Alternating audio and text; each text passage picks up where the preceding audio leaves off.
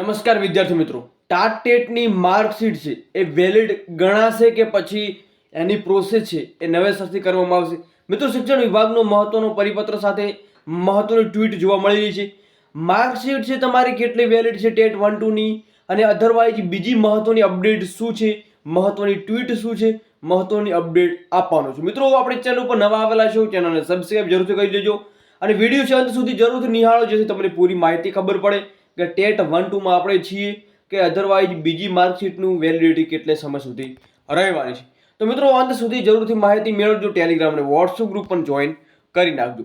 તો મિત્રો, અહીંયા તમે જોઈ રહ્યા છો કે જે પ્રફુલ્લ પાનસેરિયા દ્વારા અહીંયા ટ્વીટ કરીને જણાવવામાં આવ્યું છે કે વર્ષ 2023 પહેલા ટેટ 1 અને ટેટ 2 ની માર્કશીટ જે પરીક્ષા છે એ પાસ થયેલા ઉમેદવારોના શિક્ષણ યોગ્યતા કસોટીના પ્રમાણપત્ર આ ભરતી પ્રક્રિયા માટે માન્ય ગણાશે.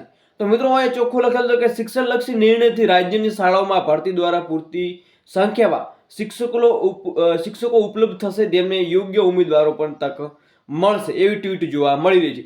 તો આઈ હોપ કે તમારા ડાઉટ છે પૂરા થઈ ગયા છે. બાકી મિત્રો, ઓફિશિયલ કંઈ થોડી પણ અપડેટ મળે છે ભરતી રિલેટિવમાં, માર્કશીટ રિલેટિવમાં, તો જણાવવામાં આવશે. ત્યાં સુધી જય હિન્દ, જય સંવિધાન.